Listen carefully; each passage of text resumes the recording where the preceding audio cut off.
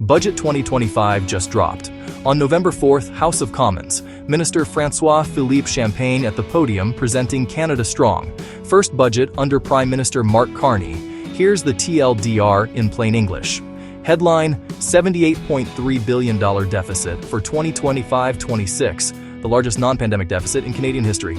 Forecast path, $65.4 billion in 2026-27, $63.5 billion in 2027-28, $57.9 billion in 2028-29, $56.6 billion in 2029-30. How'd it pass? Barely. The vote was 170-168 in a minority parliament. Conservatives slammed it as too costly and inflationary. Spending plan, $280 billion in capital over 5 years, $25 billion for housing, $30 billion for defense and security, $115 billion for major infrastructure, $110 billion to boost productivity and competitiveness.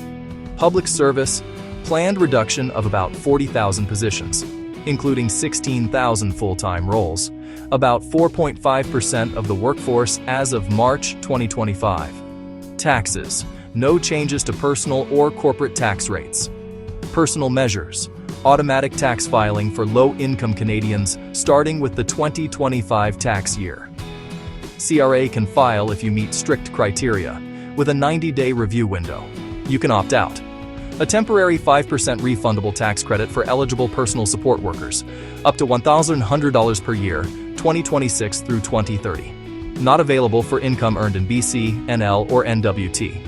Lowest tax bracket rate moves to 14.5% in 2025 and 14% in 2026 plus. A top-up credit keeps most non-refundable credits effectively at 15% above the first bracket threshold, 2025-2030. Home accessibility tax credit can't be double-claimed with the medical expense tax credit starting 2026. Canada carbon rebate for individuals winds up. Final payment in April 2025. No payments after October 30, 2026 filings. One-time $150 supplemental Canada Disability Benefit payment per DTC certification. First payouts expected before end of 2026-27. Business and international. More accelerated CCA measures. Anti-avoidance to stop refundable dividend tax deferrals within corporate groups. Clean economy incentive tweaks. Transfer pricing rule revisions. Sales and excise. Underused housing tax eliminated. Luxury tax removed for vessels and aircraft, still applies to vehicles. Administrative deferrals. Bear trust filing expanded rules deferred to the 2026 tax year. Expanded NPO filing deferred to the 2027 tax year. Previously announced moves proceeding. Capital gains rollover for small business investments.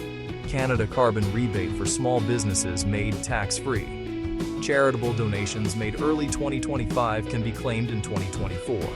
Lifetime capital gains exemption to $150,000 effective 2024. Cancellation confirmed. No increase to the capital gains inclusion rate. No Canadian entrepreneurs incentive. That's Budget 2025 in under 3 minutes. Got questions? Drop them below.